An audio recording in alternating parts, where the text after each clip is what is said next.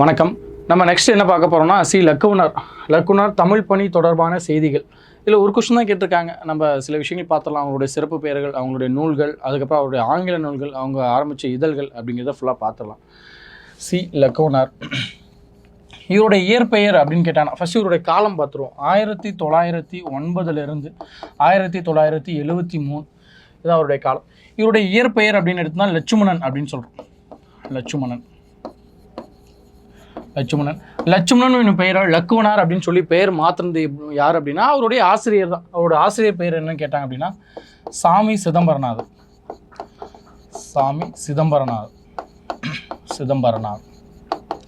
அப்படின்னு சொல்கிறோம். இப்படி உவேசாவுக்கு அவருடைய ஆசிரியரான திருவாடுதுறை ஆதீனம் என்று சொல்லப்படக்கூடிய நபர் மகாவித்வான் மீனாட்சி சுந்தரனார் அவருக்கு சாமிநாதர் என்று பெயர் வச்சாரோ, அது மாதிரி லக்குவனாருக்கு லட்சுமணன் என்னும் இயற்பெயரை கொண்டவரை லக்குவன் சொல்லிட்டு பெயரை மாற்றினதேர்னா அவருடைய ஆசிரியரான சாமி சிதம்பரனார் அப்படின்னு சொல்கிறோம். இவருடைய புனை பெயர் அப்படின்னு கேட்டாங்கன்னா தொல்காப்பியம். ஏன் அப்படி சொல்கிறோம் அப்படின்னா தொல்காப்பியத்தின் மீது அதீத பற்று கொண்ட காரணத்தால் இவருக்கு வந்து தொல்காப்பியன் அப்படிங்கிற ஒரு புனை பெயர் வந்துச்சு. அதனால தான் ஆங்கிலத்தில் கூட இவர் நூல் எழுதியிருப்பார். தொல்காப்பியம்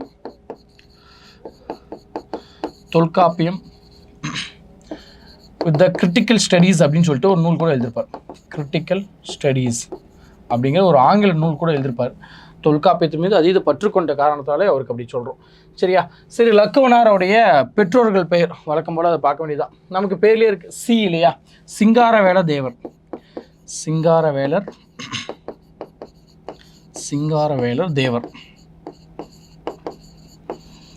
அவங்களுடைய தாயார் பேர் கேட்டானா ரத்தினம் அம்மாள்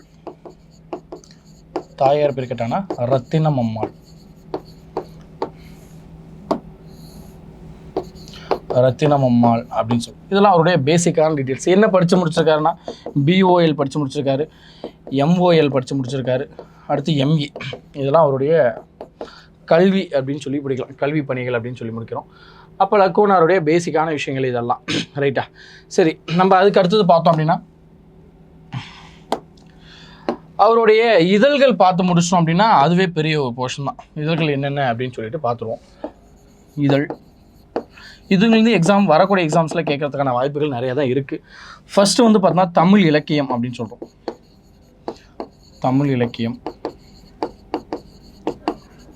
அடுத்து வெறும் இலக்கியம் அப்படின்னு சொல்கிறோம். மூணாவது குறள் நெறி அப்படிங்கிறோம். நாலாவது திராவிட கூட்டரசு. இது ப்ரீவியஸ் இயர் கொஷின், இங்கே கொடுக்கல, நம்ம முன்னாடி கேட்டிருக்காங்க. திராவிட கூட்டரசு. அஞ்சாவது பார்த்தீங்க அப்படின்னா ஆங்கிலத்தில் ஒரு இதழ் இருக்கும், திராவிடியன் ஃபெடரேஷன் அப்படிங்கிற ஒரு ஆங்கில இதழ். அதெல்லாம் தாண்டி குறள் நெறி அப்படிங்கிற ஒரு ஆங்கில இதழ், குறள் நெறி. தமிழில் பார்க்குறோம், தமிழ்லேயும் ஒரு குறள் நெறி, ஆங்கிலத்துலேயும் ஒரு குறள் நெறி அப்படின்னு சொல்லிட்டு பார்க்குறோம். அப்போ அவருடைய இதழ்கள் அப்படின்னா இதுதான். சரிங்களா? அடுத்தது அவருடைய நூல்கள் நம்ம அடுத்து பார்க்கணும். நூல்கள், அவருடைய சிறப்பு பெயர்கள் என்னென்ன அப்படின்னு சொல்லிட்டு பார்த்துட்டோம்னா கம்ப்ளீட் ஆகிடும். ஃபர்ஸ்ட் சிறப்பு பெயர்கள் பார்த்துடலாம். அவருடைய லக்குவனாருடைய சிறப்பு பெயர்கள்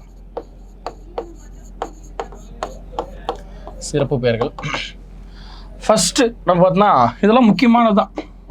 ஒன்றுன்னு எடுத்துக்கலாம். தமிழ் அரிமா அப்படின்னு எடுத்துக்கலாம். ஃபர்ஸ்ட் அரிமா அப்படின்னா சிங்கம், தமிழ் சிங்கம் அப்படின்னு சொல்லி அழைக்கிறாங்களாமா. தமிழ் அரிமா அப்படின்னு சொல்கிறோம். அடுத்தது தமிழர் தளபதி அப்படின்னு சொல்கிறோம். மூணாவது பார்த்தோம் அப்படின்னா முத்தமிழ் காவலர் அப்படின்னு சொல்கிறோம். முத்தமிழ்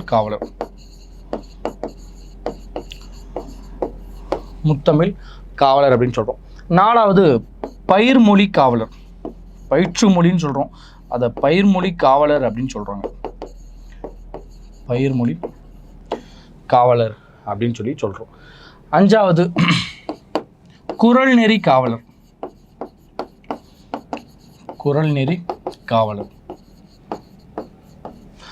ஆறாவது செந்தமிழ் காவலர் அப்படின்னு சொல்கிறோம்.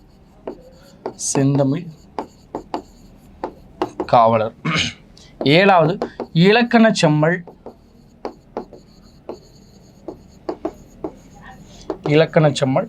அடுத்தது இலக்கிய செம்மல். இலக்கிய செம்மல். அப்போ 8 பேர் வந்திருக்கு. இன்னும் சில பேர்கள் இருக்க தான் செய்யுது. செந்தமிழ் மாமணி, செந்தமிழ் மாமணி அப்படின்னு சொல்கிறோம். அப்போ 9வது பேர் செந்தமிழ் மாமணி. 10 என்ன சொல்கிறோம் அப்படின்னா மொழிப்போர் மூலவர் அப்படின்னு சொல்கிறோம். மொழிப்போர் மூலவர் அப்படின்னு சொல்கிறோம். அப்போ 10 பேர்களுக்கு. இன்னும் கூட சொல்லணும்னா தமிழ் தானே தலைவன் அப்படின்னு சொல்கிறோம். தமிழ் தானே தலைவன், தமிழ் தானே தலைவன் அப்படின்னு சொல்லிட்டு இவருக்கு இருக்குது. அப்போ 11 சிறப்பு பெயர்களை கொண்ட நபராக இருக்கார். கொஞ்சம் பெருசு தான். அப்படியே 1 by 1 நீங்கள் ஞாபகம் வச்சுக்க வேண்டியதான். நோட்ஸை எழுதிக்கோங்க. நெக்ஸ்ட்டு அவருடைய நூல்கள் பார்த்துருவோமா? நூல்கள் ஃபஸ்ட்டு இதழ்கள் பார்த்தாச்சு, அவருடைய சிறப்பு பெயர்கள் என்னென்னு பார்த்தாச்சு. அடுத்தது அவருடைய நூல்கள் எடுத்துக்கிட்டோம் அப்படின்னா அதுவும் கொஞ்சம் ஒரு 10 நூல்கள் இருக்கும். என்னென்ன அப்படின்னு பார்த்துருவோம். சரியா?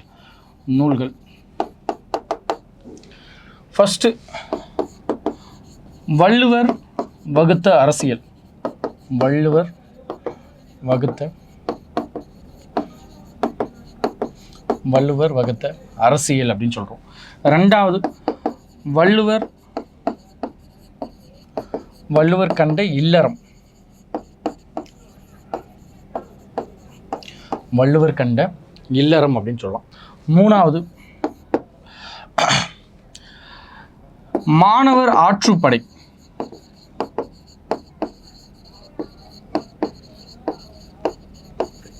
மாணவர் ஆற்றுப்படை. 4வது எனது வாழ்க்கை போர். இது அவருடைய வாழ்க்கை வரலாறு. எனது வாழ்க்கை போர்.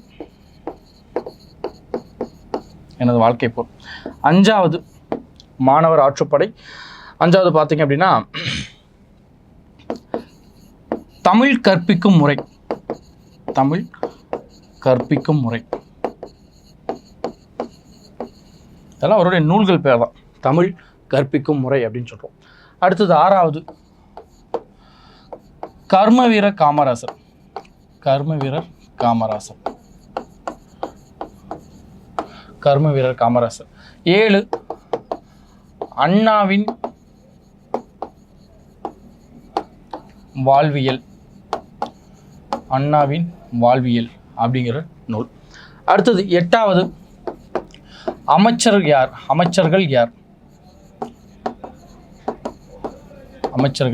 யார் அப்படின்னு சொல்லி ஒரு நூல்.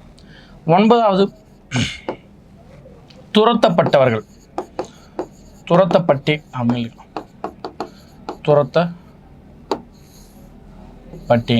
சொல்லிட்டு. அப்போ 9 நூல் வந்துருச்சு இல்லையா? துரத்தப்பட்டேன். 10வது எழிலரசி. எழிலரசி கேட்கலாம், முக்கியமான நூலாக தான் இருக்குது. எழிலரசி அப்படின்னு சொல்கிறோம். அடுத்து 11 பழந்தமிழ். 12 சங்க இலக்கியத்தின்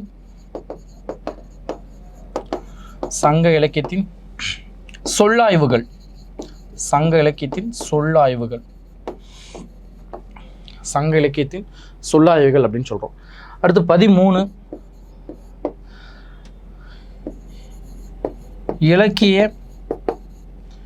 இலக்கிய நூல்கள் அப்படின்னு எடுத்துக்கிறோம். இலக்கிய நூல்கள். அடுத்து 14 பார்த்தீங்கன்னா தொல்காப்பியத்தின் ஆராய்ச்சி நூல். தொல்காப்பிய ஆராய்ச்சி நூல் அப்படின்னு எழுதிக்கணும். தொல்காப்பிய ஆராய்ச்சி நூல் அப்படின்னு சொல்லிட்டு இது ஒரு 14 நூல்கள் இருக்குது. சரிங்களா? அப்போ இந்த 14 நூல்கள் நோட் பண்ணி வச்சுக்கோங்க. நோட் பண்ணிக்கிட்டீங்க அப்படின்னா கொஞ்சம் ஈஸியாக இருக்குது. இதை தாண்டி ஒன்றும் கேட்க மாட்டாங்க. இதுவே நம்ம இருக்கக்கூடிய டிகிரி ஸ்டாண்டர்ட்லேருந்தே மேக்ஸிமம் எடுத்தாச்சு. அப்போ லக்குனார் எழுதிய நூல்கள் அப்படின்னு பார்க்கக்குள்ள இவ்வளோ தான். சரிங்களா? வள்ளுவர் கண்ட இல்லறம், வள்ளுவர் கண்ட அரசியல், மாணவர் ஆற்றுப்படை, எனது வாழ்க்கை போர், தமிழ் கற்பிக்கும் முறை, இலக்கிய நூல்கள், கர்மவீரர் காமராசர், அண்ணாவின் வாழ்வியல், அமைச்சர்கள் யார், துரத்தப்பட்டவர்கள், எழிலரசி, பழந்தமிழ், சங்க இலக்கியின் சொல்லாய்வுகள், தொல்காப்பிய ஆராய்ச்சி நூல் அப்படின்னு சொல்கிறோம். சரி. அதுக்கப்புறம் அவருடைய ஆங்கில நூல்கள் என்னென்ன இருக்குது அப்படிங்கிறதையும் பார்த்துருவோம். இங்கிலீஷில் வருது. The making of Tamil grammar.